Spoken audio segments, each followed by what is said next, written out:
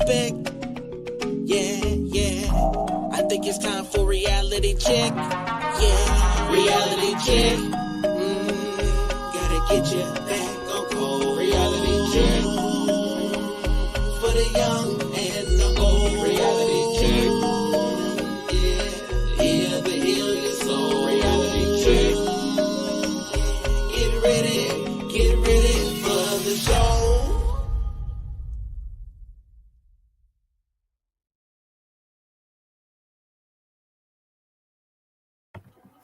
Oh, oh. Damn. You almost caught me. How you doing, Eve? You almost caught me. I was about to change it to my werewolf self, but I caught myself. You know. You're too kind. What's What's up, man? going on? Oh, everything's fine with me. Tomorrow we're supposed to get freezing weather, go below zero. So it's about that time. It's about that time, you know. It's about that time. Yeah, well, it's been raining here. When it rains a lot here, we have like flash floods. And Oh, if you really? drive a car, I'm sure you didn't have fun. If you drive a monster truck or anything above, like if you have to step into it, then this Is is it flooding? well, it floods, yes. Oh, All no. over. And it's so strange because I guess the land is like this, but you don't see it until it's raining all the time. And then when it's rain out of nowhere, it really hits our I guess is it sewage or our not it's not like stinky. It's I guess it's sewers, right? Like the draining and stuff like that. So when they overflow, they bag up and then they send. Hopefully, like back in the day, in my old house, we had one bad year. The water went up, and then the water started coming up through the toilet and under this, into the house, from the sewer, and that was back in the 90s. It was real bad back in the 90s. That's when it was a lot of areas went underwater. But the thing is, this is that it's a kind of interesting time, very interesting time. Mm-hmm. Because they're having a lot of floods. What about out there? Do you guys flood a lot? Yeah, I mean, like not like the hurricane floods that you might have seen for Helene, but kind of like that. Essentially, most of the houses in my area don't have basements because of the water level and us being below sea level and stuff like that. But we live not directly in the flood zone.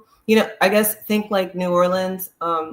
There's like the levee areas where all of that got fucked up when they Hurricane Katrina. That was Hurricane Katrina. So that's kind of how it is here. But we live in the second part of the flood zone. So like if they bust levees, essentially everybody down there is gonna be fucked. But we should still be on land. But I don't mean to laugh. It's not funny. It's very strange. When I moved down here, and I know y'all didn't ask for all of this extra conversation, but you're here and this is my reality. So welcome to it. It was so strange. You have to go over a bridge and through a tunnel to get here. And my parents would always joke about like, in the event of an emergency, y'all are screwed essentially, especially if it's a water emergency like we do get hurricane winds and nor'easters, and it's very fun in Virginia on the coast. But I drove through one of the hurricanes trying to get north, thinking that I was going to be doing something. You drove through a hurricane? I mean, it was coming, right? And because it floods here, I definitely drove through a couple of different lakes in the streets. Wow. Now I have a big old truck, so you can drive through the lakes and it's not going to do anything. So the little cars, they get stalled out all the time because the rain, it just comes out of nowhere, flood, boom. And then you'd be on a street that you wouldn't think would be underwater, and it's up to car doors, and it's just crazy. But you got a car and a truck, right? Yeah. Yeah. Because you'd had to put the kids. They'd had to be in the whatever they call the back part or something, Mm-hmm. Well, yeah. Well, not a pickup, but a SUV. Everybody fits. We joke if we have more, we're probably gonna have to get a bus. But Yeah. that's some people do it. I've also seen people walking. When they have a certain amount of people, you can't fit them all in the car, so they walk. But that's probably weird for y'all. What's weird for me is what we're going to talk about tonight: Hollywood, and this cancel culture. But But it is something, because the fact is this is that, what makes it so bad is that they always use us as the symbols. They always use Black people as the symbols of cancel culture. I mean, we're the ones who are the deviants. We're the ones that are trying to tear down the American way, or we're the ones that have to be nosy. And I have to admit that sometimes I become a student of gossip. You know, for example, I like to, again, I'm a football addict. So I like Colorado football. So there's always something about Deion Sanders and his children and his woman and then Travis Hunter and his woman and what's going to happen next. So it's just a lot out there. But again, let's just face it. Don't we kind of like gossip in a way, don't we? I don't. As a man, I'm not supposed to like gossip. Maybe I can get away with it since I'm an old Negro. Since I'm an old Negro, then maybe I can get a pass. Maybe because I'm a female, I can get a pass too. So we're working outside of the box here. But no, I don't know if I like it as much as I would like to say that I learned from it, or I try to learn from it. Some of these things seem to be the same lesson over and over and over again. So then it's like, are we getting it, or are we missing it, or like where do we break the Groundhog's Day moment of something that we know is coming, but we still participate in it anyway? So I know it's just like when you look back, they've always had a lot of our actors, even our classical actors, they even had them as having open marriages and all that type of stuff, and maybe that's what maybe they really like, and but now we have the modern thing. But the point is this: is that we think about Hollywood as a weird place. We think about Hollywood as a place where people are doing a lot of silly things. The entertainment thing is devilish anyway. Remember a few years ago they were talking about that Jay-Z and his wife, they were making signs. They were supposed to be signs of the devil in their videos. But then but did you notice that during the pandemic they took all those videos off? Really? I wonder why. Yeah, you can't find videos now on the if you know where to look. You can't find videos on the demonology among the singers and all that type of stuff. Oh yeah, they've taken a lot of that stuff down. The same thing about the 9/11. Everything that was had conspiracy theories around it. They've taken that stuff off. It looks like. It's very interesting. I have heard of the what do you call it? I guess just the online footprint being erased of some things. People trying to act like either they didn't say certain things or that they weren't participating in certain things, like Chrissy Teigen and John Legend. I haven't always been on Twitter. That's maybe in the past 5 years I've been on Twitter. And then even then I wasn't really on Twitter as much as I'm on Twitter now, right? So apparently at some point, Chrissy Teigen is saying very questionable things about children, about minors, about what she likes and what gets her off. And it's like, I don't know if these are jokes. Why are we joking like this? Like, what's going on? But then, you jump down the rabbit hole and it's not jokes.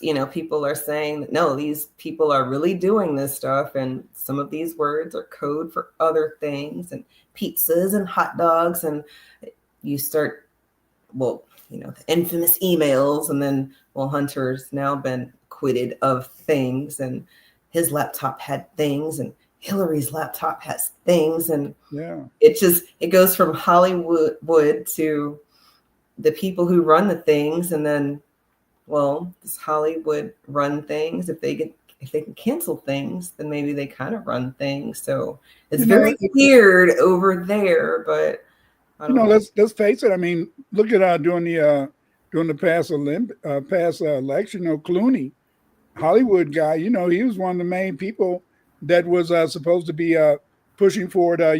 Kamala Harris. So again, remember it was the people in entertainment area, Clooney and some of the other people that really forced Biden off the ticket. So Hollyweird has a lot of pull. Yeah, they have a lot of power, but interesting. Yeah, it is weird because see, most of the time they like to play us up as being the bad guys, the bad guys, the bad girl. No, well, they don't have let me see, do they have any bad black girls? I don't think they ever have the girls as being bad. They just have the mean, evil black man who's just dominating the world and who's just out there mistreating 13-year-olds, Oh yeah, or no, if there's gonna be a bad or mean, it would be Monique's character from Precious. Like, we're supposed to be like that, or the complete opposite, just very open and sexual and sexy and stuff. Monique was very she scared me in that role. I didn't like that movie at all. It felt like trauma porn. I didn't like to watch it because I couldn't understand the reasoning for why, other than, if people need to see an experience like that, well, congratulations. They did that in my opinion. But I don't like to watch certain movies, but I do think that would be the bad black woman that people stereotypically would say that Hollywood would want us to be. If we're going to be black, it's got to be that type of black. Outside of that, you can be ethnic, you can be Zoe Saldana black, or Mariah Carey black, or you can be well, it's getting more explicit now. You can't be in a sense in the black and brown, no more Blackie Brown, because we're delineating. Oh, yeah. You can only in a sense be one of the the brown or whatever, or the people, or and things like that. But I think that one of the things that I find very interesting is that they have brought up Diddy, and Diddy is supposed to be having this sex ring, but they never name who he was raping and all that type of stuff. But yeah, let's talk about Diddy though, because Hollywood is weird because, well, you N-words out here think that you can operate like other people and live your happy life and into the sunset. And that never happens. These are one of the lessons that I think that we should be learning from. Why does this keep happening unless, maybe something is being missed? But with Diddy, he's facing a life sentence. And like you said, no victims have been named per se. I think that there was one. Isn't there a male male victim that's been named? I don't know. I haven't really been I don't think anybody's been named yet. That's they'll put some names to the process eventually. Outside of Cassie, who everybody saw the video at that point, I would say that I don't think that she's on the case that he's facing now. I think that that's something completely separate.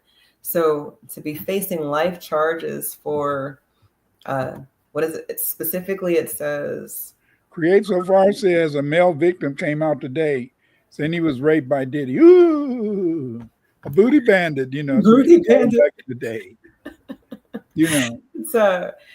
It's racketeering, conspiracy, sex trafficking by force, fraud, coercion, and transportation for purposes of prostitution. Yeah. Which I'm not saying any of that stuff is good. I'm saying that stuff is very bad. But to be facing life, how many people have you really harmed? I mean, really, what are we talking about? Are we doing the thing where people say that, well, why are y'all blaming the immigrants or the illegals when it's the big companies hiring them? You should blame the big companies. Okay, let's blame the big company here. Diddy, I think, would be a little guy in the grand scheme of these things. So if he's even touched 1,000 people, how, without the help of? Yeah, but the interesting thing about the Diddy thing is that supposedly he was okay until he started trying to demanding some money. I mean, he didn't know how to stay in his place. It was some type of liquor. Oh, right. And that's what happens, right? Another lesson, you guys. Essentially, Bill Cosby tries to buy a network, and then he goes down, right? Michael twice. Go figure, twice. And he's supposed to be the smart one out of anybody that we're gonna mention tonight. And they took everything from him. The black colleges that he supported, they took his name off of scholarships, and then they just blacklisted this man, and they had no real evidence. I tell you all the time about the 70s. I was in the 70s, and I'm just it was just too much sex going on, And I mean, like I said, is that they was in the cornfields and everywhere, and it was just sex, and it was just, and that was when a lot of white girls could get close to brothers. So what do Tariq say? They like that soul pole or something. I don't know. Tariq has his own language, his Majara and all that. He's always making up new words. That's funny. Yeah. White sex with them people, even though it's legal, comes with some pretty severe consequences. So, that's what I'm saying. I don't think that there's ever not been a consequence. So they had a big thing with the Illinois basketball team. Was it the basketball team or football team? One of them. One of the players, he was in trouble. With one of them white girls. See, if you're gonna mess with a white girl, she better be very gorgeous, because you can't quit a white girl. You can't quit a white girl, and because they get revenge. A sister, you could quit her. The only person that got in trouble quitting a sister was Mike Tyson. And Mike Tyson didn't pay to send the girl home, and he's the only one. But most of the time, if you mess with those Europeans, that's it. And see, that's why a lot of times people get mad at me. And that's why I always bring up the fact that they can't love you, because see, the thing is, this is that you're always at a deficit, because at any time, you can be in trouble. And that Hollywood is where you always see this stuff, and you see a lot of these actors, they get into that area and then they marry somebody. There's about the British actor, and he's supposed to be married to some white lady. They have about 4 or 5 kids, and they were talking about their lifestyle and how beautiful it is. Get out of here. I mean, no way. There's no way that you can have a beautiful lifestyle, because the fact, in a sense, is that Hollywood is still going to judge you of the fact that you're black, and it's going to limit you. It's going to limit you. And but it seems as though, I forgot who it was, maybe the last poets, back in the day, but now they'll give you their woman as long as they can still find a way to hold you back. And that's a way to hold you back, because you're still suffering. To me, you're still suffering from CAIDS, culturally acquired immune identity deficiency syndrome, because you're still giving up your identity to go ahead and be with that woman. And it's just like this whole thing with Hollywood, how Hollyweird, how a lot of times, in a sense, back in the day it was Sidney Poitier, and Harry Belafonte. You know, they played them up, but they were great actors, but they were in a sense immigrants. You know, they were immigrants and stuff. So that's even crazy because, well, I'm glad you brought this up because people will say that's when you could see a black man be a black man without the buck breaking aspect. And if these were two immigrants, and then every black American that we've seen on the big screen has been buck broken in some form or fashion, that's really messed up.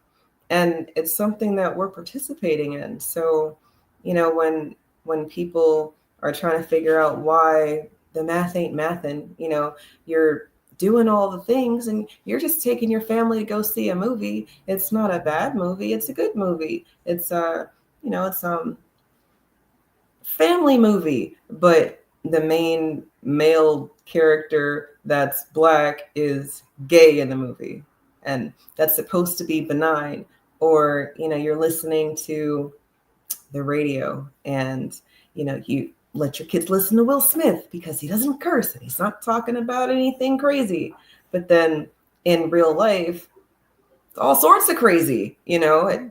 Is he a good actor? Sure, for the roles, some roles, you know, if that's what you like. But on the other hand, if this is what you're looking at as an example, the math stops mathing again.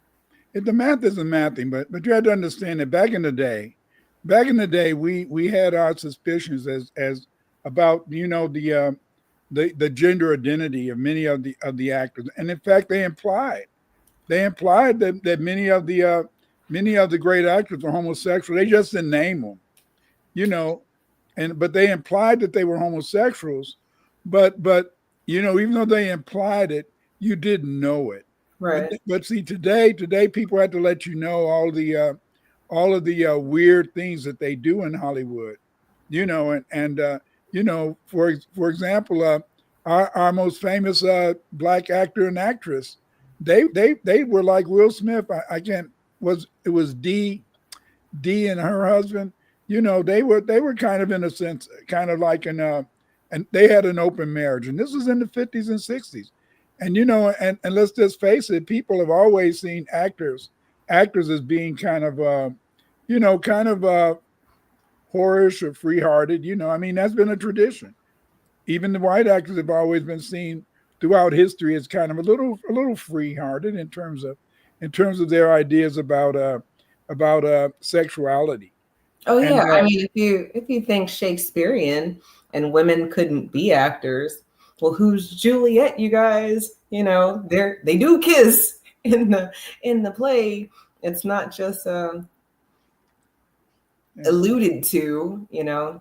Is that who you're talking about, Ruby Dee and Ozzie Davis? Yeah, you know, because I didn't know until I was doing research for another thing back in the day that they had an open marriage, and they in a sense had this whole idea that you should be, because I guess that's one of the things about being, in a sense, an American, you know, because, you know, a lot of times I try to make jokes about brothers and their interracial relationships, but I have to admit that as a FBA man, I felt that I should have the right to have any woman I wanted.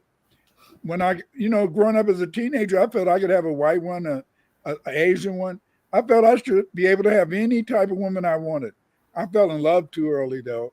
You know, maybe, damn, you know.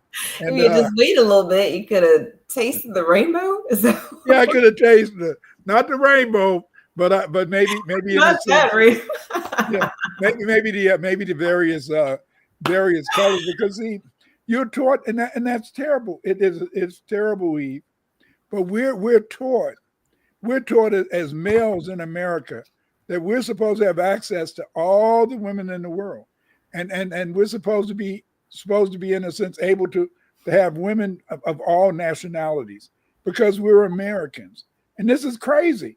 And I don't want to really admit that, but that's how we feel. It's just like, you know, when they had this thing, they did a video. I know last week we tried to talk about athletes and how how the white woman is a fetish. Yes, she is a fetish. Even though she's a human, she's also a fetish. The same thing with the white man. And that I mean, look at this whole thing now with this guy. I follow football. I follow Colorado football, and so just like Travis Hunter, who may win the Heisman Trophy. He has a Latina girlfriend, and he's about to go pro. And I was telling my I don't care. My son can get mad at me. I was telling my son, I said, damn, I said, I said, my grandson, I said, Kay, I said, Kay, he's only 12 years old and he's got him a Spanish girlfriend. He's already, right. Yeah, he's already getting ready so that when he goes to high school and college, he can just fit in with the rest of them. And, because the thing is, this is that, we learned this from Hollyweird. We learned this from Hollywood, where you see these people, what's it, Keke Palmer and the rest of them, they say Keke Palmer, they play up Keke Palmer. Keke Palmer is a beautiful woman, they claim. And they say, she can have, she goes with men and women, and so then you say, why do we need that? Why do our kids need to know? Why do our kids need to know that? Is that important for them to know? I mean, I don't have little children, so I don't know the effect. Maybe one day I might question my grandkids, question my grandkids' children and ask them, what the hell do you think about this or think about that? But again, in a sense, I don't know if I should really do that or not. I might start something that could really cause harm mentally, psychologically, or physically. I don't know. I have very strong thoughts about the agenda being pushed on our children. And I think that sugarcoating things is not the way, because then they go and look for it somewhere else. Essentially, you end up being the parent that hasn't told them the truth about it. And well, if your children are anything like any child I've ever met, they're gonna want to get to the bottom of it. And with the internet and these devices, I don't know if I want them searching down rabbit holes on their own as much as, if they feel like they have an answer, then maybe they do look it up later, or maybe they ask additional questions later. But no, some people say my midgets are mean because they've said that if you were a woman who looked like a I won't say that now. If you didn't look like a woman, they've said you don't look like a woman. Are you a woman? Are you a man? What's going on? They'll ask. And like the bearded transvestite who has a long hair and lipstick, huh? Oh no, if it looks like a man, and it's so funny. One day we were driving home from school, and there was a man in a very, very cute dress. What? You could tell it was a man, but he had hair and he had some kind of body, but you could tell it was a man, right? And it was just so strange because the dress was like, if you just didn't see the person and you just saw the dress, I don't know, you'd be like, oh, hey, that's a cute dress. I wonder where she got it. But you could tell it was a man. All 5 midgets said, that's a man. And it killed me. Yes, it is. That was a man. And I didn't point that person out as much as their very colorful dress that they were wearing, walking down the street. But how do you explain it to them though? Did you explain it to them, or that it was a man? I said, yes, it is a man. And they understand that this is what my children, I think, understand. Everybody has some sort of mental issue in one form or another. Some people have more issues than others. And right now we are in a society that doesn't want people to deal with these issues. They would rather people just be comfortable having issues.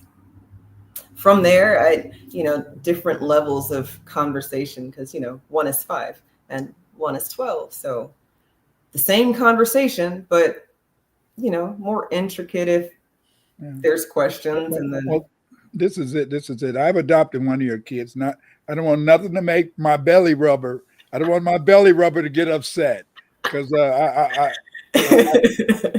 don't want the belly rub. Anybody of your other minis can be upset, but not the belly rubber. He looks as though I can just feel that he's that guy. That guy. Yeah, that's the dude. That is the dude.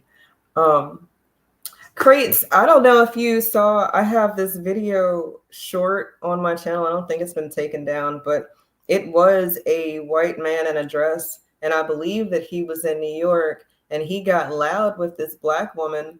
So she called the cops on him.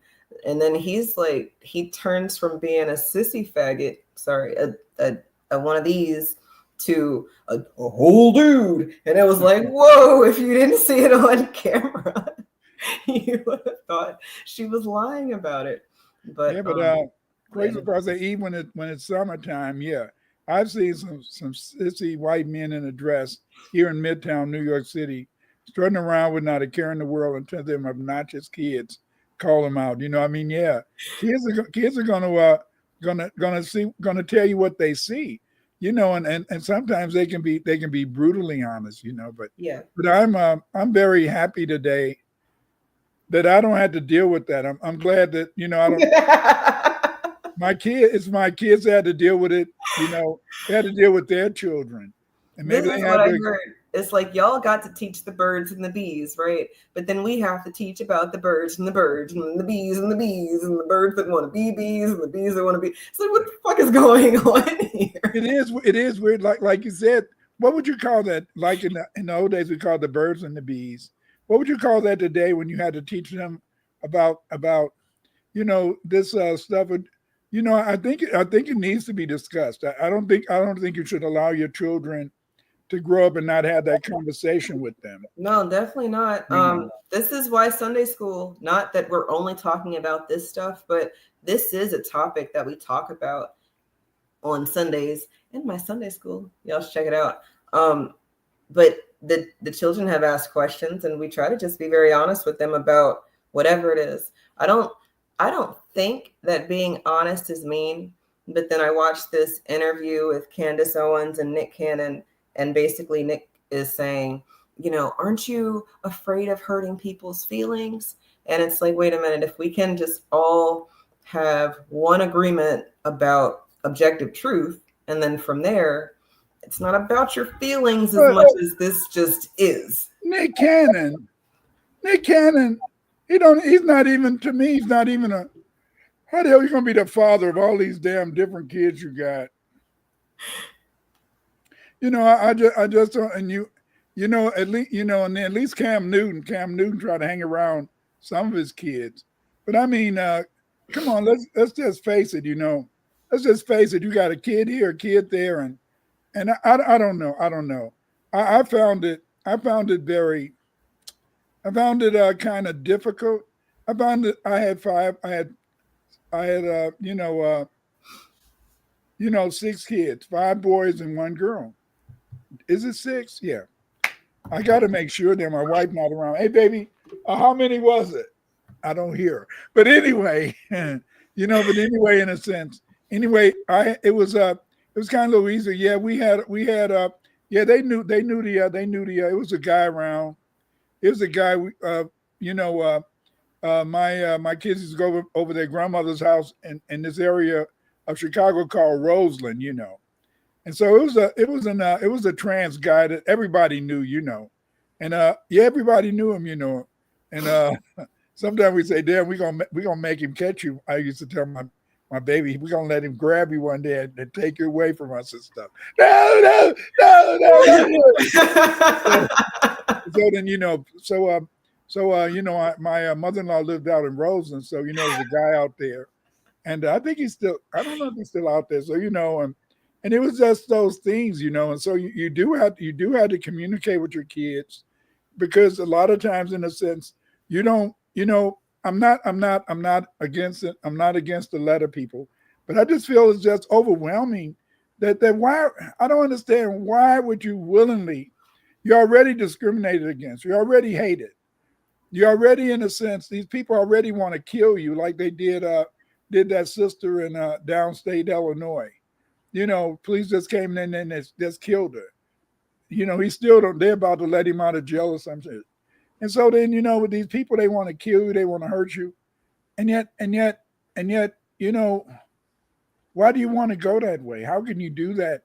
How can you have that extra discrimination as being a letter person? It's hard to me. I don't understand it, you know. I know some of y'all hate when I do this, but that's why I am very comfortable saying that everybody on the planet has some sort of mental issue in one form or another.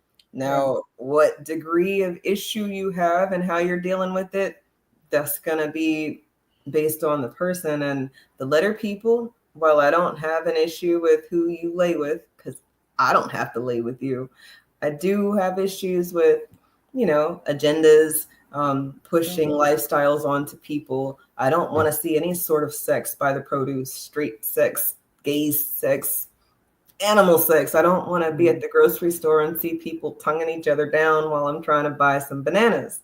It's very weird to me. Like maybe you go do that somewhere else. But, you see a lot of extra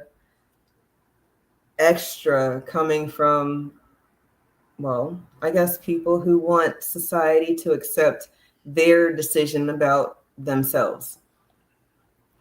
Outside of that, I don't know. It's a slippery slope, because if love is love, then I don't know. And then, well, inside of the letters, they started saying that they weren't themselves.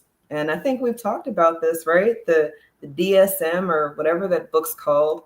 If you, back in the day, 50 years ago, felt like your arm was a problem and you wanted the doctor to chop it off, they would throw you in the crazy bin, in the loony bin, and make you hug yourself all day. Do you still feel like that arm is a problem? Or are you ready to go home? So, but now chopping off pieces of your body is not considered crazy, whether it's genitals or something, your nose, because you feel like a snake. I don't know. Doorbell says the stats say homosexuals only make up about 0.01% of United States. But the whole point is this, that they make it by them having them throughout every program and thing. It makes the kids feel that they are more. I remember, what was it, 80? What was it, 97? 97. And 97, all of a sudden, in 97, all of a sudden, a whole lot of the girl students, I don't know what happened in 97, but a whole lot of the girl students became gay in 97. And that was weird. I always think about that. That what happened in not 97, 2008. A whole lot of the girls at the school that I was teaching, and throughout the area, they were doing that. I remember my granddaughter, she went to a Catholic school. She's 20, she's almost 30 now. She went to a Catholic school and they were having a contest at her school, the girls, to see who could perform oral sex the best. And so then, yes, at a Catholic school. Oh no, I know that happens. It's not the freaky stuff, but it's the contest aspect of it. That was a contest, and she was at all girls school, but the at an all girls school. Oh, that makes sense then. Dr. Winters, I went to an all girls school, and y'all didn't think like that back then. This world, what'd you say? Y'all didn't think like that back then. Dr. Winters in 2005, when I graduated, I would say maybe there, in my class of 100 girls who graduated, maybe 15 were gay. Now, who's still gay right now? Maybe like 5, but it's they grew out of it. Well, they have kids now. It's in the past. What do they say? They say those studs on the East Coast. They have kids. They go back and forward. I mean, I guess that's the beauty of being a woman. For men, I don't know that you get that leeway. Mm-hmm. Like you can't just be gay for a couple years and then say, "Oh, hey, women, I'm not gay no more," unless you found your woman. And shout out to you, because I guess that could happen. But I don't know. You don't remember that guy? He said that he's been delivered. Oh my gosh. Who's this? If I find it, I gotta show it to you. He said he's been delivered. I'm about to show it to you. His name is Andrew Caldwell. You guys y'all might have seen it. Dr. Winters hasn't seen it. Let's let him have. Let me see. Let's see it so I can Where is it? see what's happening in the real world. Okay. It's this one. And okay. Where's your StreamYard? Oh. Sorry, guys. One of these days, maybe for Christmas that I don't celebrate, I'll get another monitor and then I'll have like different screens that we can go between. But there it is. Had to stay. Turn around and tell those people, Oh yeah. I'm not gay no more. I am delivered. I don't like men no more. I said I like women. Women. I said women. I'm not gay. I would not date a man. I would not carry a purse. I would not put on makeup. I will love a woman. All right. All right. I don't believe one word. I don't believe one word. He said he's gonna love a woman, and I said, "Well, I'll be." No, I guess. I remember. I remember my. Who was it? I remember my cousin. My cousin, his girlfriend. His girlfriend. She quit him. For this other guy, and then she came home. This was in about what 70 what 77, and then she quit my cousin for another guy, and then when she came home she found the guy having sex with another man. So it seems as though it got really popular in the 70s, because see, when I was growing up, when I was in high school, you wouldn't dare show you were gay. You know what I'm saying? I mean, it's just, again, like you said, if you're Black, you already have all these strikes against you. Yeah. Why are we going out of our way to be oppressed unless there's something there? And I believe that it is the agenda being pushed. Don't be Black, be anything other than Black, be a woman first, be a feminist, be a person of color. So yeah, identify as Black, but you're more than that, because you're not a crayon, and we're all colors, and you don't see color anymore, and you see all the it gets real messy. But Dorvel, I'm with you, and I don't know if you've ever heard me say, but I've had students who want to be called something else. So let's just Bruce Jenner, Caitlyn Jenner it. I will call Caitlyn, but I'll be damned if you think I'm gonna call Caitlyn a woman. No, F that. You would have. Well, they say he's a woman. I don't give a damn. Caitlyn was born with a ding-a-ling, so Caitlyn is a man. And if he wants to be called Caitlyn, I'm fine with that. But it is that what is it, objective truth that people keep skirting around.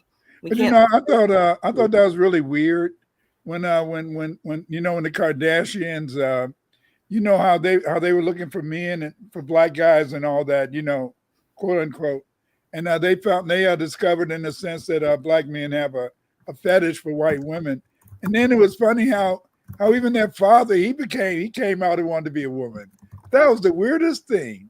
I mean, but with that, Caitlyn says that trans women should not participate with biological women in sports because there is a major disadvantage. So if the trans can say, hey, this is unfair, why is everybody else saying, no, they are real women too? If they feel like a woman, no. Can you birth a baby and feed it potentially? Like, maybe your lady parts don't work, but is it there? Do you have a womb? Do you have mammary glands like that, or whatever? Okay. Do you have the chromosomes? Like, why? Some of these things seem to be, they used to be very simple, and now they want to complicate things, like Neely Fuller Jr. says about Yeah. the confusion of it all.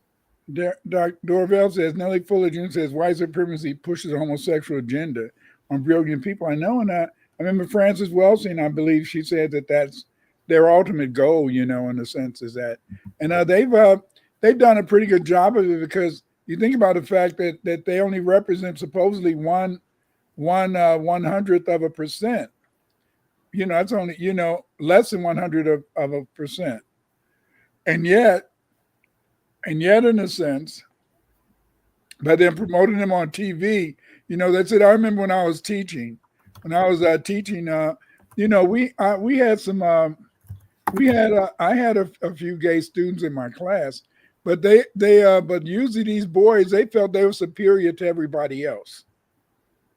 They felt they were very arrogant, and they felt they were superior. And so I felt in the sense is that this whole idea of sometimes, when I grew up, when I was growing up, my mother always told us that we were just as good as anybody else, and that it was nobody, it was nobody that was really better than anybody else, and that's how you should see it. Whereas I noticed that a lot of the kids that I had who were gay over the years, these kids, they felt they were better than the rest of the people in the class, boys or girls. Well, that's because they're getting this nod of approval to be different when, we're taught that everybody's unique. We're all original. Sure, fine, that's great. But then how original and how unique, that there's some discrepancy there because there's really nothing new under the sun. A lot of the things that y'all think are brand new ideas were around thousands of years ago, but we weren't here thousands of years ago, nor are the vast majority of people able to interpret languages from thousands of years ago to even, say, that happened already. But, we are a very, I don't want to say cocky people, but just overly confident or entitled to the primacy of it all. I guess being first. That's right. But I'll never forget when I was doing some research I was going to do a video, and I was looking up Ozzie Davis and Ruby Dee. Then I found out that they wanted to have open relationship. I mean, damn, Hollywood has always been like that. Will Smith and Jada. It's nothing new under the sun. That's what makes it so interesting. Hollyweird has always been the way it is. The only difference is that now they've added the agenda of a homosexual, usually in a sense the black homosexual in the movies always in a sense has to be somebody who's inferior to Absolutely.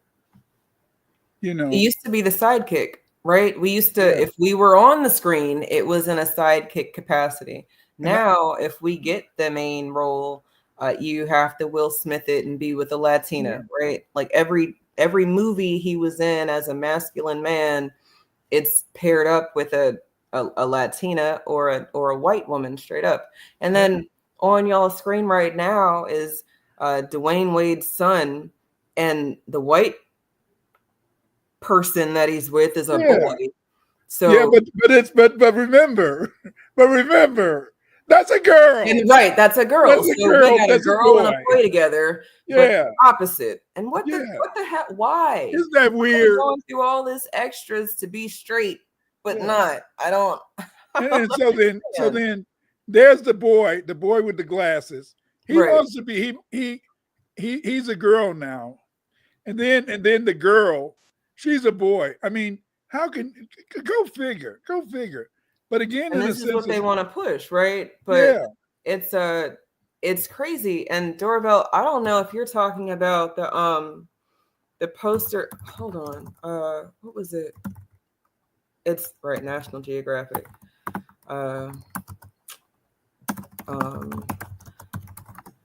There was a poster child. Here we go. Avery Jackson was the poster child for trans children, right? But Avery Jackson, hold on. I don't know if y'all can see. Do they have a picture of him? Here we go. Oh, you can't see the picture. Can you see it now? Oh yeah, we can see it now. That's Avery. And I don't know if this is the article, but come on, computer. They were saying that not only, I don't know if it's this article or not, but they were saying that Avery didn't want to be a girl anymore, but basically, essentially, it's a little late for him, who's now her, and they're not the only ones. There's a couple of, here we go. Is this article? Okay, I'm sorry, ad blockers and all, but there's quite a few videos that I've seen of detransitioning people who their parents were very down and let them take hormone blockers and might have even had surgery. And now at their big age, they want to have children, but they can't because they're sterilized, or, they're infertile. Have been mutilated and stuff. Yeah, right. And I think that's abuse. And it's the parents abusing their child at that point. But see, that's why I said I'm so happy I'm not a parent now, is that according to most of it, it's the child that wants to push the parent to do that. And I don't know. Europeans, they're weird. And that's Hollyweird, they're weird, European parents, because see, if I always felt as a parent, you make the damn decision, and you're talking over with your child, but just you make the decisions. And I don't see how they could. I no way I would want to give my child surgery. I would want them to wait till they were 18, and you can do whatever you wish, but I wouldn't want to have that on me. You know what I'm saying? I think I'd want them to do that themselves. But then I guess, I guess if you got your child constantly saying, I want to be a girl, I want to be a girl, I want to be a boy, I want to be a boy, it would be very hard for you as a parent. But I don't know. I feel for the parent that has to go through that, because that it sucks. But I really do think that means that the ball was dropped at some point. You neglected to see something that you could have addressed, and you didn't address it. And now we're having to deal with your conflicted child who's an adult now and able to make these adult decisions. And well, since they didn't feel seen back in the day when it mattered, now they want everybody to see. And again, I don't have any issues with who adults decide to lay up with, consenting adults, but it is the pushing of the sexuality onto the children without any guidance. And I hate that my camera's not working, because you can't even see how frustrated it makes me. And I have family who are gay. I have close friends, or at least people who can call me right now and ask me for something. And, if I have it, I'll help them out, because it's not about hate as much as we need some understanding. And people don't want to get understanding. They just want you to. Did you see Rent? I don't know. Do you like Broadway? I used to like Broadway. I heard about. I heard about the play Rent. Yes. So when I was in high school, and I think this is like right before your granddaughter that we were talking about. This is right before she goes to high school. Rent was, one of the big Broadways, and it's got the gay actresses in it. And there's this song, "Take Me As I Am."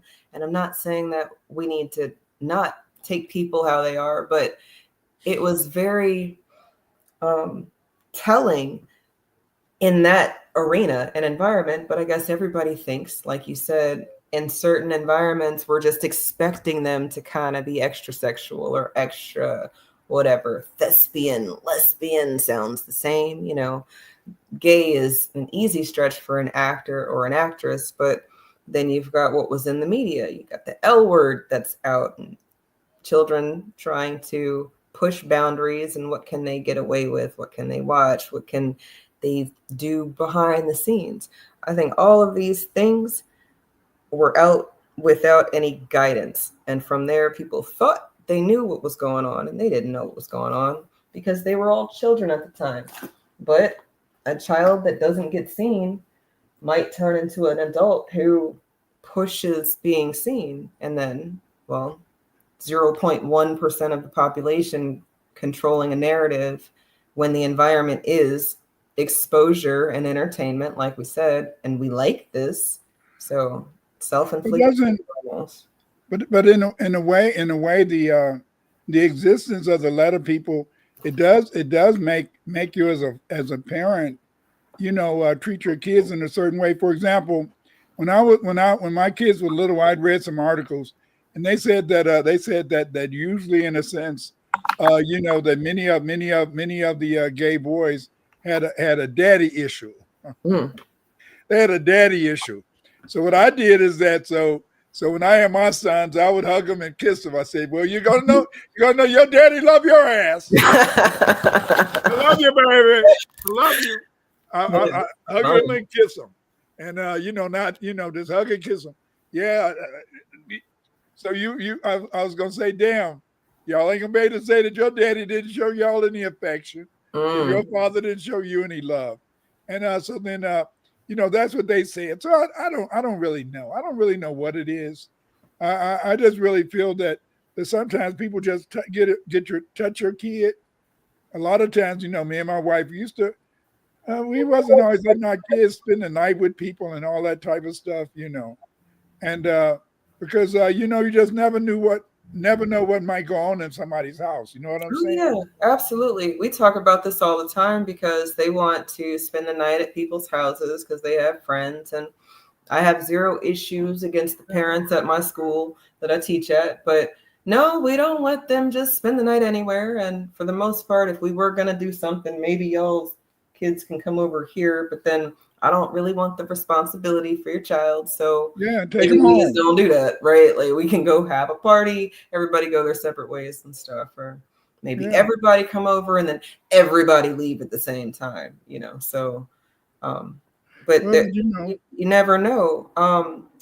I just saw a story where, it was from a while ago, the article, but it was a 12-year-old and he raped the baby to death, and the mom had just gone to the store for a second, and she's like, can you watch my friend's baby? Everything's cool. And they come back and the baby is unresponsive and, dead. And it's like, what do you mean? And then the abuse and what happened to the baby. It's like, what the hell is going on where a 12-year-old would even think about something like this unless something else, right? Children don't just have these thoughts on their own. I'm choosing to believe that children do not have. They do. Thoughts I think they do on their own. I think they do. I remember Miss Poindexter. I loved the hell out of Miss Poindexter, but she died of pneumonia. But when she was teaching third grade, three different classes she had, kids committed suicide in third grade. Oh my God. That's 8 years old. That's 8 years old. So that's to show you that by at least around 7, a lot of times kids can start, they have consciousness. I believe that by 7, a lot of kids are conscious. So you should really try to discuss with them things to help them kind of figure out what's going on. You know what I'm saying? Absolutely. I didn't say program them, did I? I said try to discuss things with them and see what they're thinking, so you can help them understand. Because if you don't try to help them understand the world, they're going to learn about the world from people who you may not really want them to learn about the world from, especially these people who want to exploit your child. And sometimes it can just be another kid. Sometimes a lot of kids can have sexual feelings at an early age, and if you don't watch out, if you don't watch your kids, anything can happen. Agreed. I just We take it a step further over here. It is definitely a program, but the debriefing, definitely people should be talking to their children. If you are how was your day? And they say fine, and you think that that's talking to your child, then no, you didn't you failed the assignment already. So, it's not just how was your day, but maybe you ask probing questions to make them think about stuff. What did you learn today? Or did something upset you today? Or what was very exciting for you today? Or, something that would get them to at least think that you give a damn. Because if we fine, okay, good. If we do that, then you're never going to know what's going on in their life. And then you might have a child that offs themselves. You just hurt me saying some third graders, 3 of them. That's insane. She had 3, she had three different classes, and they committed suicide. And then they sent in, the suits and stuff, and to your school. But that doesn't, it's just hard. It's just, it's hard. It's really hard sometimes on that Black child that doesn't have a relationship with the parent. We all, I look at people like Magic Johnson and others, and you say Magic Johnson, okay, his son became gay, but then Deion Sanders, his sons all wanted, they didn't, and so it's very complicated. But I think that you do have to spend some time with your children. I remember my wife, my baby doll, she said, Clyde, Clyde, you can whip their asses till they get 13, then you have to be their friend.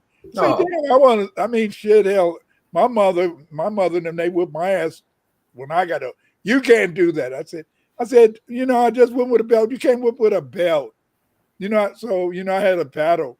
And so then I could give them maybe one hit if they messed up.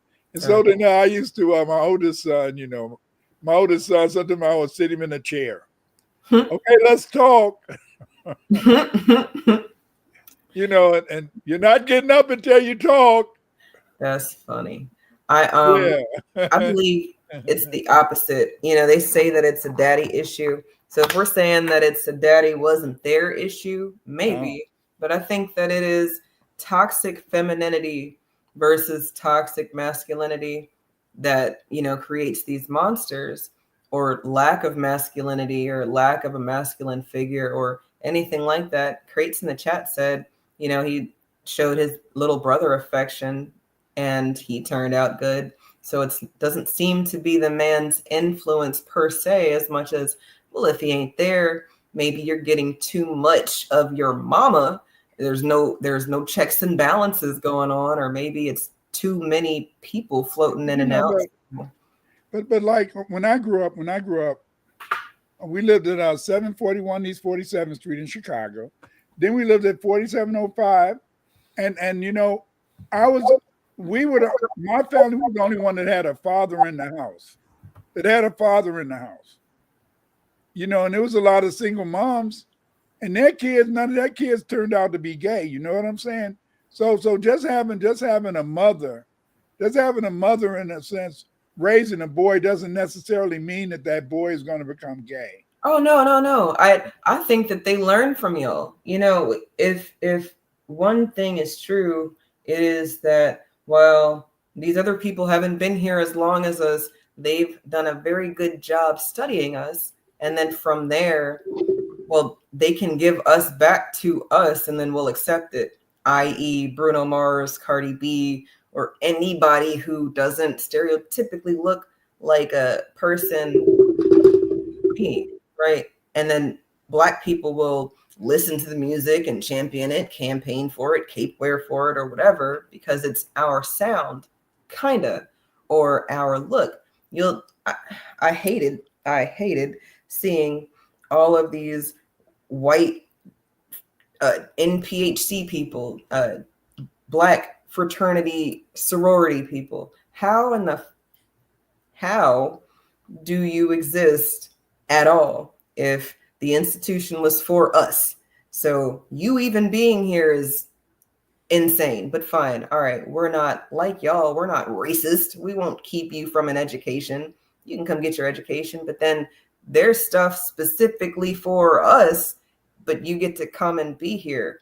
And then they'll say, well, the first white Delta was a civil rights icon, and the first white Alpha was a civil rights icon, and they marched and they marched. And okay, and how much marching got us paid? Okay, none of it got us paid. So, okay, marching clearly doesn't do anything. And I don't know if I showed you the volleyball team at Norfolk State, but they're the captain of the team and their rising stars are all Latina and Asian. How are these the prototype of the athlete at that specific Black school? It's not all Black schools, but you start to see these infiltrators. And are they infiltrating if they're being welcomed or asked to come with open arms? No, but the thing is, that it's just the idea that for some reason a lot of black people at some institutions, they don't want anything of their own, and that's sad. They don't want anything of their own. They always feel they had to be liberal. They always feel in the sense that they have to be open to everybody, and that there's racism to want something of your own, but it's not racist to want something of your own. You know what I'm saying? Right. It shouldn't be racism. I mean, but the thing is, this is that these people at these Black institutions, especially, now many of the Black institutions are ran by quote unquote the so-called non-FBA people. Mm-hmm. Like many of the remember that like that girl who like the sister at there was the president of that Harvard. I mean, she wasn't FBA. I mean, that girl who was made the Supreme Court justice, she's not FBA. It's almost like these people, they be trying to play with us. If they be trying to play with us, then you say, Dr. Winters, shut up. But then we can even go back to with Sidney Poitier, Harry Belafonte. They made a whole lot of movies with them, but not Ruby Dee and Ozzie Davis. You see what I'm saying? And so okay, today in a sense, I mean, except for Denzel Washington. No, you can't use him. And I learned, this aspect of Denzel, buck breaking with Denzel would have been when he got shot in the butt in Training Day. But I think that maybe most of Black America wrote that off. That's not buck breaking. So now at his grand old age in Gladiator, there's a gay scene and he gets asked about it and he's like, you got to do what you got to do. And you want to kiss the Mo. He said he want to kiss the Mo. Disgusting. No, they remember they didn't. He's upset because they didn't put it in the film. Right. So then he went through all of that and had to talk about it, and it's not even being seen. So it is the buck breaking of the Black man that they want us to just accept wholeheartedly. Because if that happens, well, not only do you guys get to go out and be frivolous with your royal oats, but we're supposed to not even look at you as an option because, well, some of y'all are gay. We don't know who's gay. And, well, them other men, at least, they're very flamboyant or they've got access to the resources. We can, if they're gay, they're in touch with their feminine side and not trying to beat me up like these trans Black people going on. They want to whoop on women. But but one day my daughter was saying, she was saying, Pops, she said a woman can be bisexual, but a man can't be bisexual. It's all. And then I said, what? And then I started thinking, and then she's absolutely correct. Kiki Palmer, she's supposed to be bisexual, but she still wants a man, But then, Will Smith, he's bisexual. Now he wants a man.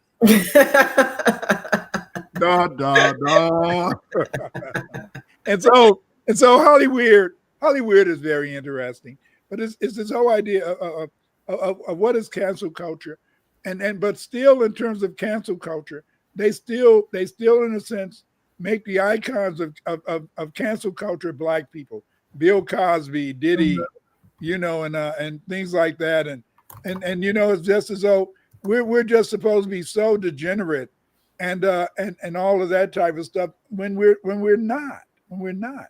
But at the same time, we had to be careful. It's just like how Disney went through that stage of just promoting gender stuff so bad that people started rejecting Disney. You know what I'm saying? Now it looks as though they're trying to go back and they're trying to regain some of their glory. But the point is is just that people started rejecting that because even though you can not be anti-gay, a lot of times as a black person you just feel that your child is going to suffer even more if they're going to get the double prejudice of being black and then also being gay. It's like that person who does that is asking for total to me crushing. It seems like it would be crushing to me. I don't know.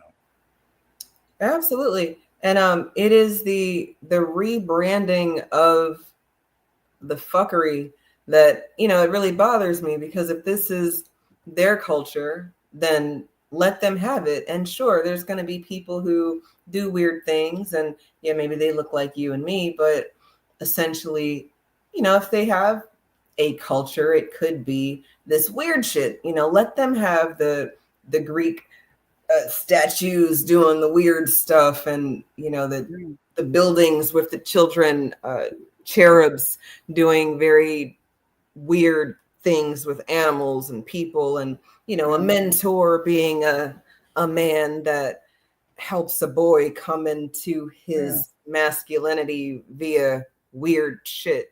But Shirley Temple, from back in the day, was sexualized as a child, and that this was like, I guess, to me, an introduction of sorts of where we are now. She's kissing on men in the films, and she's singing to men very provocatively as a child, with lipstick on and very short dress that, it's not a sexual dress. She's not showing any cleavage, but it is a very revealing outfit for a person who might have some sick, twisted thoughts about children.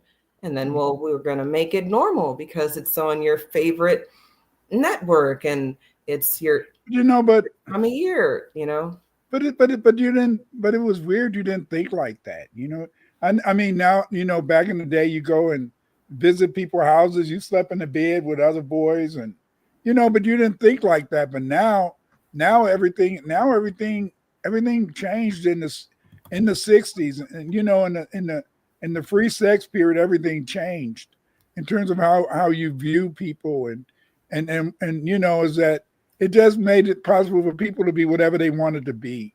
And now, it began with just being able to be gay to now people, some kids want to be animals and shit. What the hell is this? And some adults. Be anything other than whoever you are, because anything is better than you. And then that's a mental thing. We got to have some self-love, some self-care, but I guess it goes into the ownership thing. Black people have a disconnect from ownership because they think that power is wrong. And I think that is a rollover, trickle down slavery affect, or maybe just dealing with the system as is. You see things aren't adding up. So maybe you just succumb to your lot in life is you might make it if you work hard enough, but then you might die before you get there. And at least if you was a good Negro, a good Christian, you're going to have some riches later because you did things and you didn't fight back and you didn't start shit. You paid your tithes, your taxes, you paid everybody who needs to get paid. You give your shirt off your back. But Dr. Winters, you didn't look at this. I mean, you would have seen this before. Yeah, I used to look at them back in the day. Yeah. But that doesn't look weird to you? Or this was just so far away from anything you would have thought. And now it didn't look weird. It didn't look weird back in the day because, like I said, is that you was used to it when you when you visited a friend, you slept in the bed with that boy or that girl who was your friend, and y'all wasn't doing freaky things, but then by the 60s, everything was supposed to be freaky. It had to be kind of it had to be something sexualized. Everything was sexualized. You know what I'm saying? So maybe that's when they realized that they were going in the decline.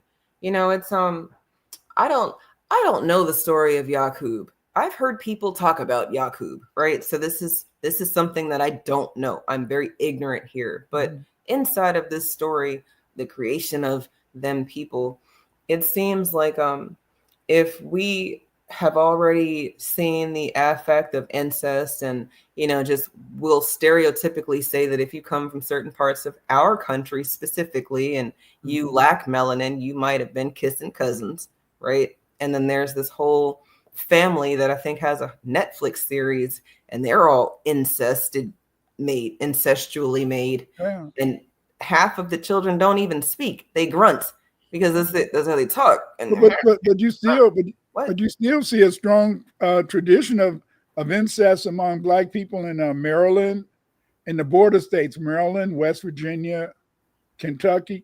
A lot of Black people emptied out, but those were states where you used to see a lot of incest, because those were states that popularized, Black families having sex so you could sell them as slaves to the rest of the South. You know what I'm saying? You talking about like breeding farms and stuff? Yeah, a lot of breeding farms was in Maryland, Kentucky, and West Virginia. And so then and Maryland, and so then you see in a sense that incest carried over. I remember when I was a teenager, and when I went away to college, I met people, in families that it was popular. I mean, for them to have sex with each other, cousins and brothers, brothers and sisters, and they thought nothing of it. I thought it was weird. And they were making babies? I guess some of them would make babies, yeah, because they was having incest, with each other. They didn't think about it. That's insane. I read a story about this mother-son incestuous relationship, but it happened because she gave him up for adoption when she was younger, and then they came across each other later, and he's an adult, but she doesn't know it's him after a baby, and the doctor's like, yeah, something's up with genetics, and then I did have a son, he might be your age. Oh shit, we're related, I'm your mama. That's crazy, but okay, at least it's not like y'all knew who you were and we were like, yeah, I'm gonna go ahead and have sex with my son. That's just crazy. But then let me tell you, the rabbit holes on Twitter, insane, because a lot of tethers, I've seen them corresponding on posts about incestuous relationships with their children in a way where it's like, if my husband is not doing his thing in the bedroom, at least I have my son, and I'm stuttering because it grosses me out, but it was like thousands of likes and thousands of comments, and I don't mean the comments were disparaging or telling them to go play in traffic or anything. Thousands. And maybe they're all bots. Sure. Maybe it's just these breeding farms that are electronic now, and they can generate content and commentary about things that they want society to accept. But because there isn't really a population that can do it on its own, they generate it in one of these farms, right? But when I was in college, I talked to people from Maryland and West Virginia, and they didn't think nothing was wrong with it. They didn't think nothing was wrong with it. When you go to college, even though I was at Illinois, we had an educational program. So they went around and they brought Black people from all over the country, because they went and recruited them. Because, they was, bringing Black people into college back then. And so then I growing up in Chicago, I started seeing different cultural experiences, like people from East St. Louis and then the people from Kentucky, West Virginia. and they thought nothing of it. I mean, damn. Oh, you don't have sex with your sister? Hell no. Hell no. Yeah. And I mean, I guess it's kind of like how yeah. these people, I see these videos. It's so funny. We jokingly say we taught them how to bathe and we taught them to not sleep with these farm animals. But now you'll go on the internet and you'll see that they got like a little midget pig, or they have goats in the house, or and they're baby goats. They say, well, we need to keep the babies inside. Do you really need to keep the goat inside? But then there's this account on Twitter that I follow. It's called I Expose Racists and Pedos. And they posted the other day about this woman who was being charged again for having sex with a dog, but this time she's pregnant. And it's like, what the hell? What? Not only is this not your first time, but you're pregnant and having sex with dogs. Like, what? See, remember, that's how they used to have a lot of freaks for the freak shows back in the day. Really? That's why they outlawed. That's why it's against the law to have sex with animals. What? Yeah. Well, I mean, I know that there's lots of laws, and I always thought that was very strange that you wouldn't think to put a plastic bag over your head, but on all the grocery bags, it says, don't put this over your head, or it's a suffocation hazard. Some things are labeled because people are stupid, but then we have some laws because people are nasty. And it's like, y'all are making diseases that we don't need and making problems that what? And then sometimes I guess in a sense, sometimes they can that women can have children from these animals. I guess. What? I had to believe it's possible because they made a law against it. Oh my God. They made a law against it. Yes, Jeez, and I mean, think about all the freaks that used to be. Oh my God. So then we'd be walking around with goddamn dog people and oh my goodness. Oh my God. Because just about every state has a law against having sex with animals. It has to be a reason why. Gotta be a reason why. You just blew my mind. Ew. It's some nasty people out there, Eve. It is. I in my tenure with the New Black Media, I was in contact with a Bethany Benz who was on The Flavor of Love. She was interviewed by the Broke Authority on his business channel, and she said that after the show that she was on, she went into other things, adult things, and they offered her lots of money to have relations with camels and horses, and she says that she was offended by the offer. And I don't know. I think maybe people might be offended by some things, but then maybe they're just mad that they said yes, or they're mad that there's a reality where people feel comfortable enough offering you money to do certain things. I don't know. I don't know that. Some people get tried and some people don't get tried. I don't know. I'm just so happy. I'm so happy that a lot of things I don't know. Can you imagine? It's a lot of things I'm glad I don't know. It's a lot of people I'm glad I don't know. I don't want to hear their lives, because I used to always feel as a teacher, kids would have situational problems. Like when I taught high school, I'd have these girls that would always want to talk to me, Mr. Winters, about their mom's boyfriend raping them and all that type of stuff. Oh my God. That would burden me because I what am I gonna do? I can't do nothing. Essentially, you're supposed to tell as a mandated reporter, Yeah, you are supposed to tell. And the thing is, this is that you can go in and tell, but the point is, this was back in when I first started teaching high school. I stopped teaching high school after a while. I'd rather teach 8th graders on down because see 6th graders, they don't tell you all about their lives. They don't tell you about, but high school girls will tell you about their lives. And high school girls always had these situational problems. It was just overwhelming. I couldn't stand. I loved teaching high school because when the kids would go away to college, I knew I had been a success. But then you had to hear these girls talking about what was happening, and they want you to. I can't change it. I can't go in your house and whip your stepdad's ass and all that type of stuff. And then a lot of times they're not gonna want to tell the police. So I mean, it was hard. It was hard. So I said, hell, I want to teach elementary school. To me, that's insane that's the reason why, because yes, I didn't want to hear high schoolers, at least to me, I would think that they would be more reserved, especially now.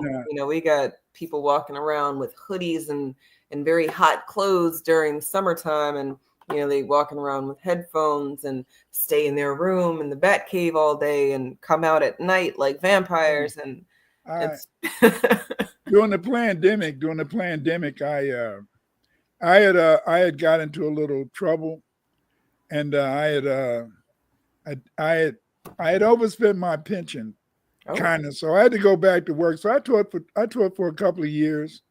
What was it, 2019 to 2020 when my wife died, and then it was just different. The kids, you had to call them by their names they wanted, and all that type of stuff. It was weird, but the thing is, this is that. But it was very interesting, because I retired in 2016. Then in 2019, I taught a couple of years, so 2021, and but I was teaching elementary school. But see, with that though, I find that they also overshare. So then you said that in 6th grade, that's when they kind of stop talking about things. So maybe when they're little, they overshare because they don't know any better.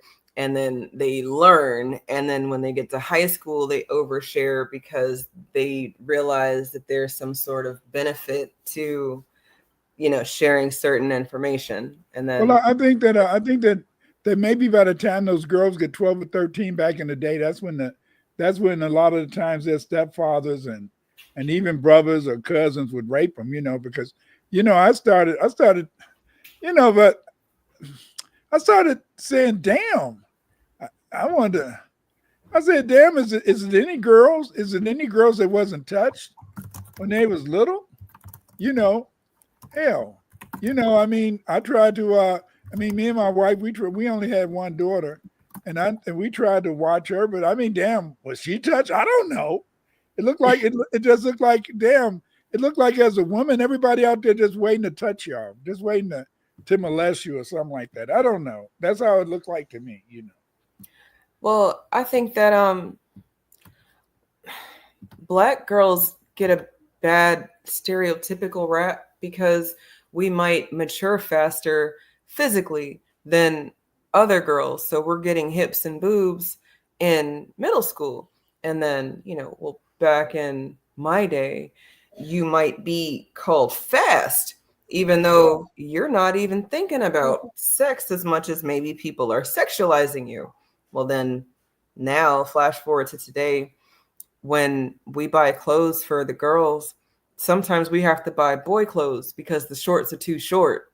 There's no way that you're walking around with ass hanging out. I don't care if you're 4 or 13. No, when you buy your own clothes, then maybe you can walk around with your ass out. But I'm tell you now, Baba's probably gonna have an issue with your ass being out, or maybe. You mean they make them that short for kids now? Oh yeah, there's zero crotch in the pants for some of these girl clothes, and it's kind of crazy that it's the norm. You go to Target or Walmart thinking that you're going to just be able to get some clothes real quick, and it's like, no, those are hoochie mama shorts.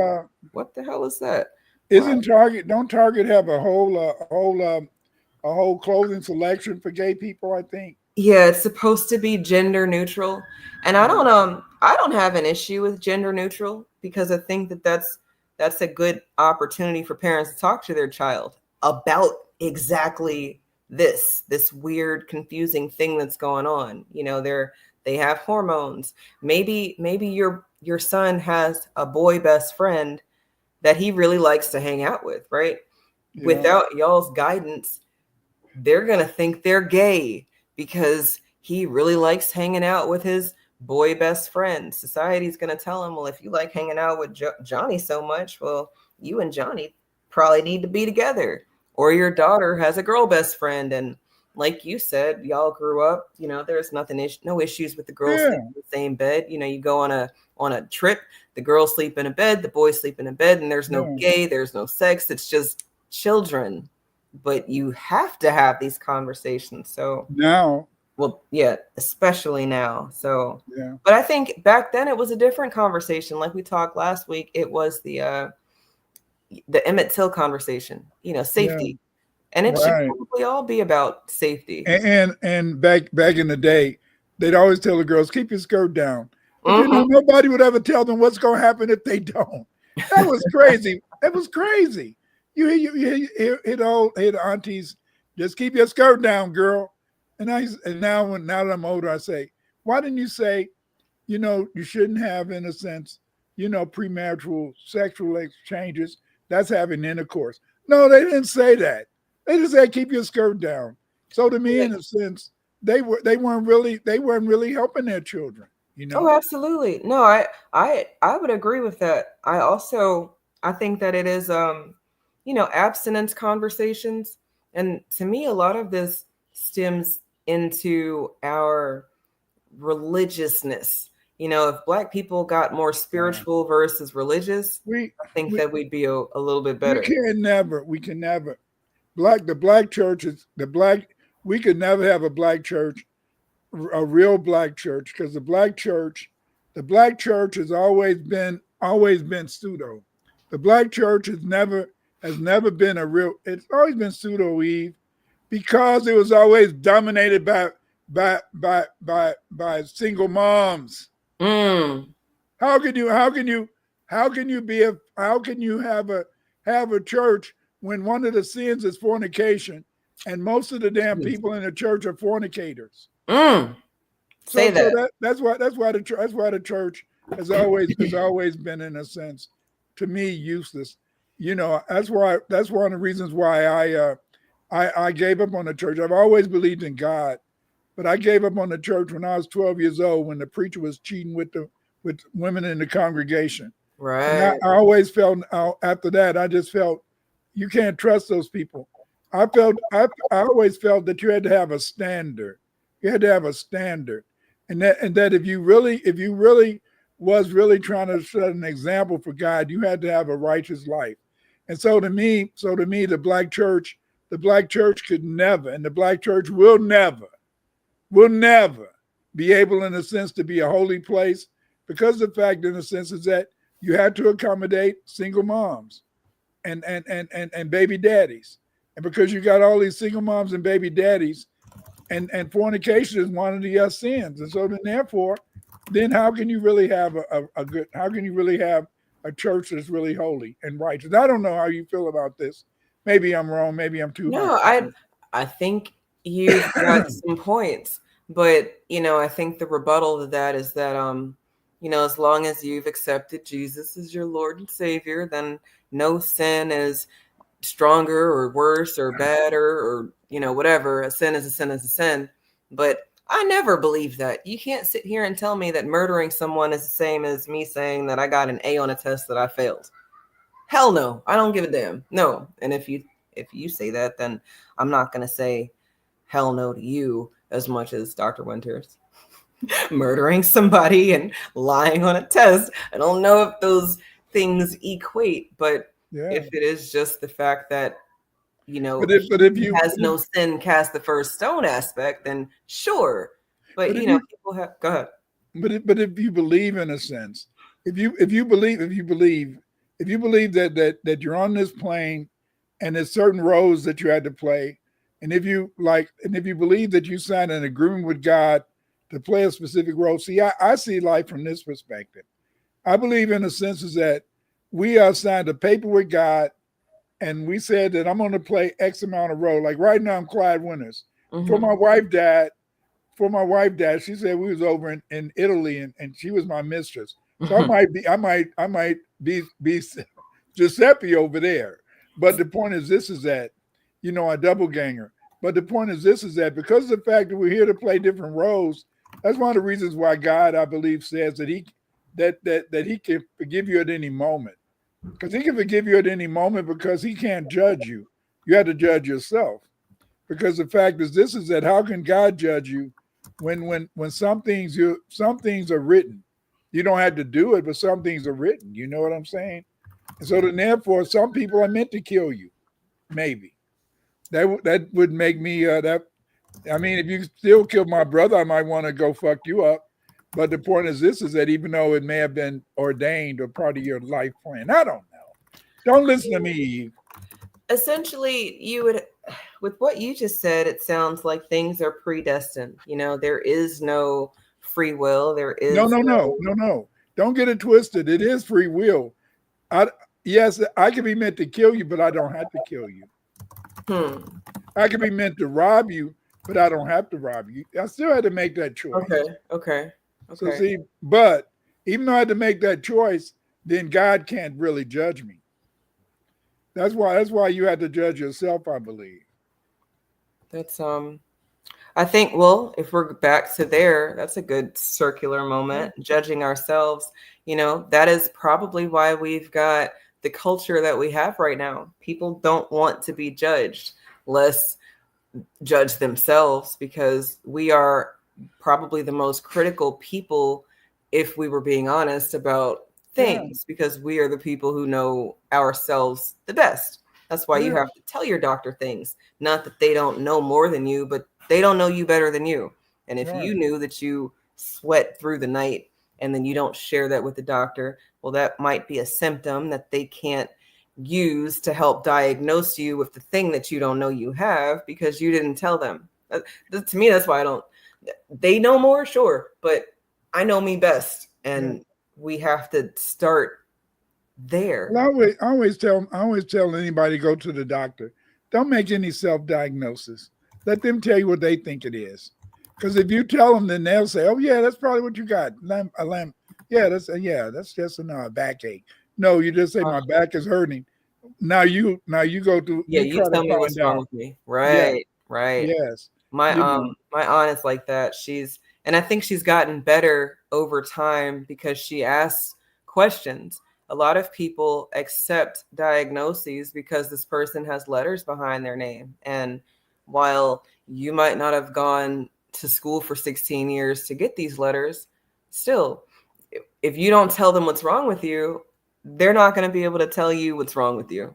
So, we can use the technology we have. They've got all sorts of blood work tests and x-rays and MRIs, CAT scans, and the ability to read results that we're not supposed to be able to read because we didn't go to school for all that time. So, we should be able to use that stuff. But like Creator Bar says, F the church.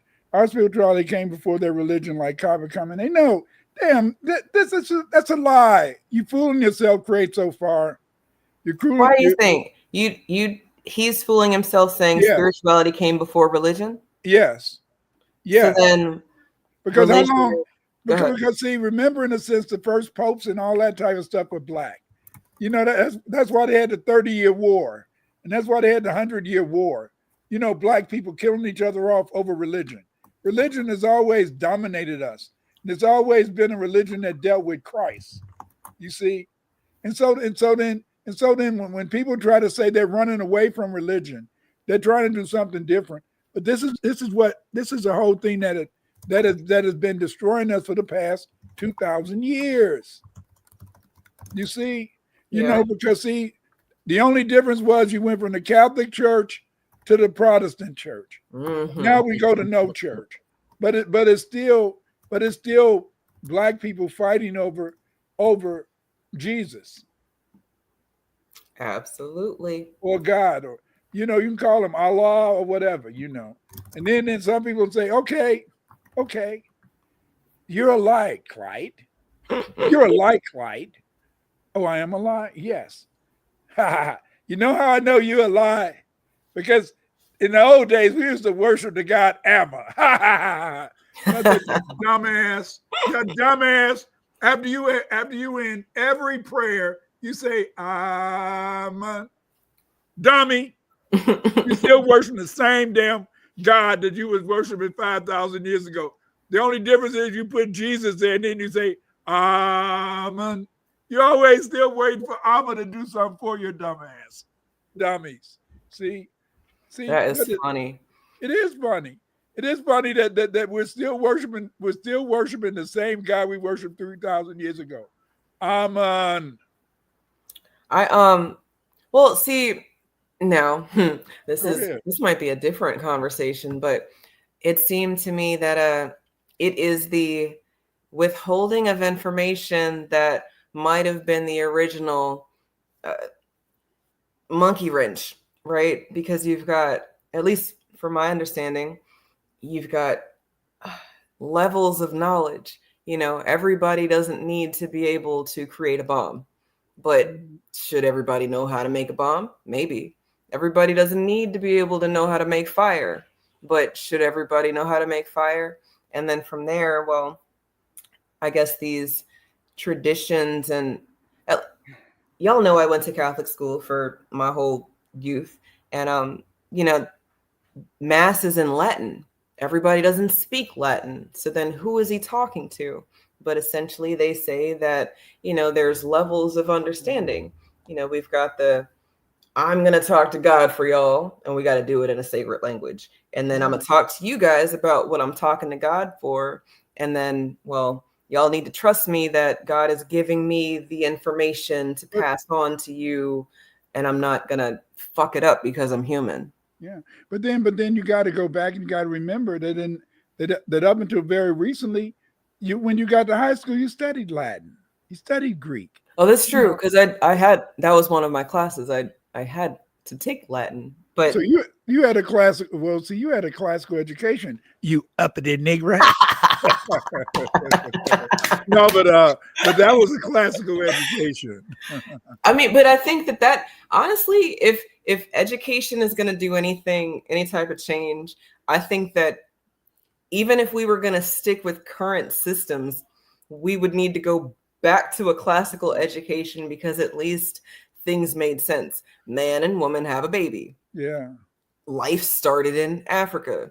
So while they didn't say, and never in any of my classes that I've ever taken in school, so for Catholic school, not college, but for K to 12, they never said black. They never, outside of, you would just associate Africa being black, but then y'all were slaves. And then they never actually talked about that either. They kind of jumped over it. But just think it. Just open up your mind up for a minute, Eve. Is that you had your Muslims, and they had Christ. Then you had your Christians, you had your Protestants, they had Christ. You had your Catholics, they had Christ. Everybody had Christ, and everybody had Amen. Think about that. Interesting. See, it is interesting. It's interesting because we have never really, people like to feel that they've evolved away from their traditional religions. They want to believe, in a sense, is that we've evolved from our paganism. You never evolved from your paganism. You see what I'm saying? That's why we have Christmas, Easter, and all that type. Easter. Christmas, May 25th. That's celebrating, other foreign gods. But the point is this: is that's who cares? See, I celebrate all the holidays. Why? Because that was the time my ancestors had a day off, so I'm getting a day off. Absolutely. So I'm celebrating those days because of the ancestors, But oh, go ahead. No, I'm sorry. Go ahead. I had to come into that understanding, and I think that a lot of us go through that. If you wake up at some point during woke America, you will maybe have a very angry period where you don't want to be bothered with anybody doing anything that doesn't make sense for, our empowerment.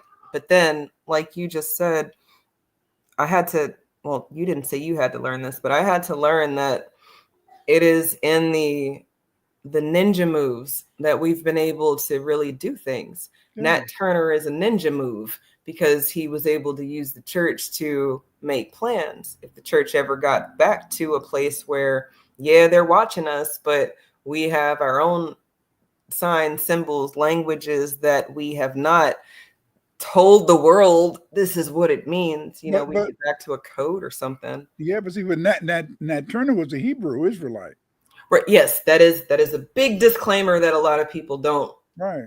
put out there. Because remember, Nat Turner believed in Jehovah. We were taught. I was trained to believe. I wasn't trained to believe in Jehovah. I was trained to believe in Jesus Christ, the Son of God. You said, I'll never forget this. It was one of your videos from my interrupted years during my tenure with the New Black Media. But you said that Jehovah whooped ass and Jesus was not on that time. But, Jesus kind of was on that time. You know, if he's flipping over tables and talking about disrespect and, showing a force. But you learned that on your own. They didn't teach you that in church. Yeah, I guess. I've never heard of any preacher preaching about, okay, Jesus Christ may turn over the gambling tables, but they never really, in a sense, have you thinking about Jesus Christ as being a man of authority, a man of power, because they want you to think of him as a man of peace. You see, whereas that's why, like Nat Turner and the rest of them, they looked towards Jehovah to help them to fuck somebody up. You know what I'm saying? That's why after 1831, you could not have a prayer service without at least 2 white men in the church. It was against the law to have a prayer service for black people to have a prayer service or a prayer meeting. 3 black people could not get together without a white man near them. Make sure they didn't talk about Jehovah, Yahweh, because Jehovah and Yahweh say, "Let's kick some ass, baby." Hey, I'm with it. And I for an eye, 2 for 2. Wait. You think you're gonna let some Negroes know that it's an eye for an eye and a 2 for 2? No. You give them that New Testament, right? And then, essentially, it is the passive, or I'm sorry, a lot of black men who go to church are not gonna be this alpha man stereotypical look. Maybe he's a little comfortable looking. He's gonna be that alpha male, but he's gonna be the alpha male trying to go with your woman. That's about it. But then if you put it like that, the only alpha male would be the pastor, because he's the one getting the reverence, he's the one getting the respect, and it's almost and the deacons. The deacons. There you go. See. Yeah, well, like you said, single mothers in the church, who is keeping the lights on, right. Tides. And so if you have a church, see, that's one of the reasons why the church has never been able to really play a great role in our life. You see, people say, "Oh, the church has played a great role in our life." No, it hasn't. Because the fact is that we have to live with sin. To be black, you have to live with sin to be a good Christian. To be and if you have to live with sin to be a good Christian, then therefore, in a sense, you cannot be a good Christian. That's why like it, like my family in a sense, the Winter side, they all super light skinned, gray eyes, all that type of shit. Then on my mother's side, they were darker. And so then on my grandmother and them side, my grandmama, well, she didn't do nothing, but then all her brothers and sisters were Catholics, They were Catholics. Why? Because they were highfalutin, They were highfalutin. They had the principles of the church. You see what I'm saying? Mm-hmm. Whereas the darker skinned people, we want to go out and party Saturday night and go to church on Sunday, baby. We got to sing in the church. We got to play them drums. Come on, baby. Oh, and don't let Don't let that black person get on the organ, because remember that's what the Black Irish brought over here, the organ. So black people love that organ, baby. And so but again, like I said, is that it's a richness. But to just think that no matter how we chose Jesus Christ, no matter how we chose Muhammad, we always still had to worship our original God. It's like well, I think we've talked about spelling and how it matters, right? I think that in America, it might be the most magical place on the planet. And then from there, we've got a whole language at our disposal where we can have all sorts of conversations using very simple words. And then it turns into, well, they only know what we're talking about when you have someone being a run tell that. They only know that cool was hot when we explained how we're making these words up or how we're, using the language. And, I guess we've created the slang up until now. I hear kids talking about skibbity toilet riz, and I just feel like the internet is doing too much and people are not watching their children. So you got white people making up the slang, and then the children are taking the slang thinking that they made it up. And now things don't make sense, but maybe that's how the older generation looks at the younger generation. Like, where did that come from? Or we used to say, back in my day, we said, I don't know, hey, daddy-o, I don't know, the slang from back in the day. But now, I don't know. I don't know if you can use daddy as a slang because it might be some weird sex pedophile incest. Yeah. Well, like daddy, that's like, that was back in the day with my wife. My wife, she had a, she used to say, said, my mom got a ring. I said, your mother and father, they're not married. And she said, stop that. They are married because she got a ring. I said, they're not married because she always called him daddy. He said, and I said, married people, they call a husband by his first name, They don't call him daddy.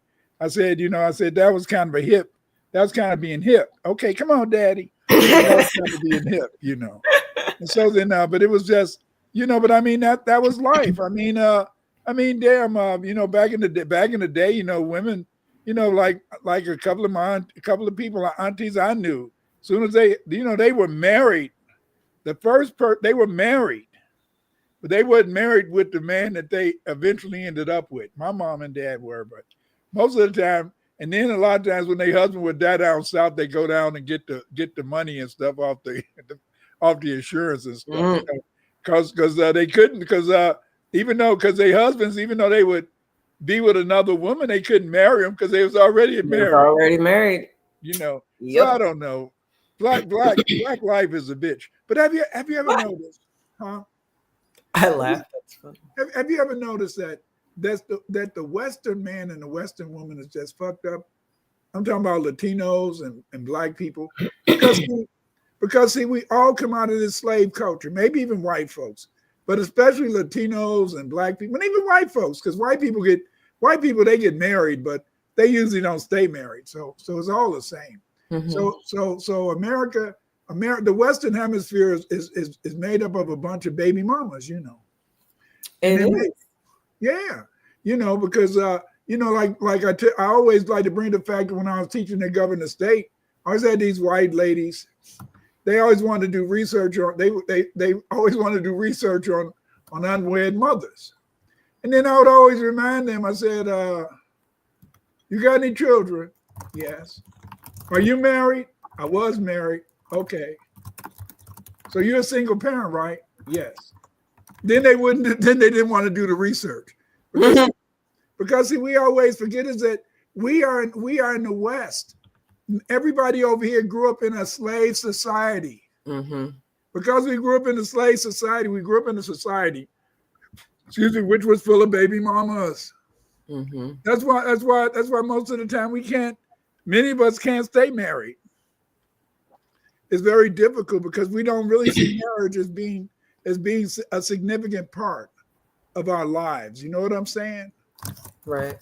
You know, But it's maybe that's I don't know. To me, it all goes back to the fact that they're in the red, you know, and if maybe if everything's not equal, to the very glaring point where a lot of the in vitro and extra help with the making of the babies come from the mixing of the genetics, you know, black men and white women, or white men and black women needing additional help to make these babies, then maybe while incest for us was not going to kill us immediately, you know, we're not going to have immediate genetic deformities or defects. When they have sex with their brother or sister, it's a little too close to home. So then, well, you're going to die out eventually. So you would have to find another mate. I think it's primal at this point. If men and women are designed to create with each other, just like when they had that period back in the I started having a lot of kids who were autistic, you know, and they used to call autism in the early 2000s. That was supposed to have been the mathematician disease, because a lot of these women, in a sense, were college educators having autistic children. You see, but no, that wasn't why they were having autistic children. I think they was having autistic children because they was having women take those pills, you know, giving their children those inoculations too early. You know what I'm saying? absolutely. They was giving inoculation as soon as the damn kid was born. Get out of here. Mm-hmm. And they have these charts that show, you know, the calendar of doses. And then you've got people saying, well, it's not that many. We broke it up so it looks like a lot, but really they're getting a smaller dose of this over time. And it's supposed to, no, I'm sorry. We had my parents, they took us to the doctor every year. You know, we had our checkups. We had a chicken pox vaccine. And I think we had a measles and mumps vaccine. That's it. It wasn't until I got to high school that they started talking about HPV and you got to do all this other stuff, and your child might get an STD. What? If they're not having sex, how are they getting an STD? Let's start there. And then, well, that's back to what we originally started with. It's the talking and debriefing and giving a damn about what's going on in our minis' lives that would even show you, hey, you might need to start talking to that person, that little mini, about protection. You know, we don't have the abstinent talk if you already see that they're into the other sex, because, well, maybe the rebellion turned them some other way. And then the fact that society is accepting the rebellion as a norm, you know, we are creating problems that really aren't there. And it goes back to time. They've stolen our time, and now we have to give our time away. We have to give our resource away. Our minis are, well, they're not a resource, but shit, if you have help with the laundry and the dishes, that's a goddamn resource. And it's have some help around. Everybody can have a day to do the dishes. Come on now. Man, that's a resource. And then as they get older, they can mop, you know. Yeah. You know, and stuff. But they can take you to the doctor, take you to the movies, you know. But again, like I said, is that I'm very happy. I'm very happy today that my wife gave me some children. I got some people like it. I mean, hey, I'm 74 now. I had my birthday. So, you know, I got some people that call me up every now and then. I can go over their house and bomb and get these some free food on holidays.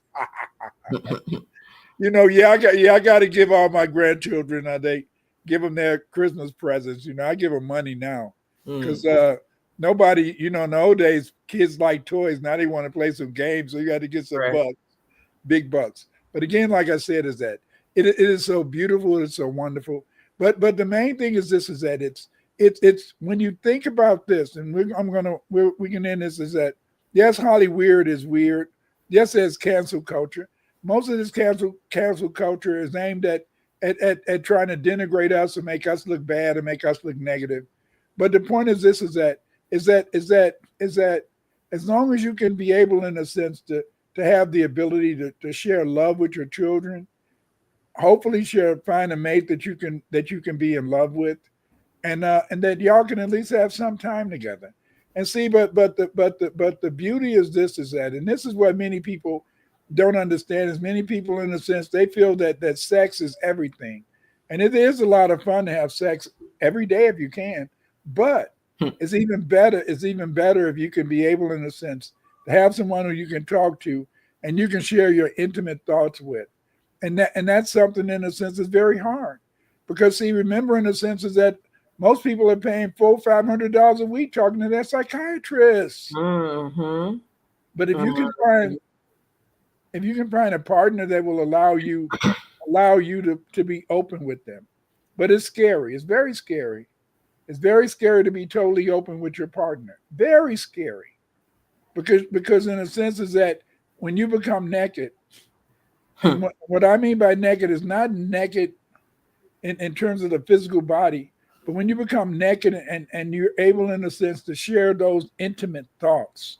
See, it's the intimate thoughts that are more powerful than that naked body, you see. But again, hey, thank you for for having a nice topic this week, cancel culture. I hope we touched upon it. Did you want to have a final comment? I like what you said. I mean, I guess I'll just add that, Hollyweird can't cancel things that we don't allow, and Right. they can't get the energy from the things that we don't give the energy to. So, I would always just really hope that we take our power back, period, and it's going to take baby steps at this point, but each step in a direction for our empowerment that makes sense for me. And I have time for that. So I liked this reality check, and I hope y'all did too. Thank you, guys. Everybody out there, have a good evening. If you're not gonna speak up, try, but always remember, in the sense is that don't just let it go. Always support the people who will speak up.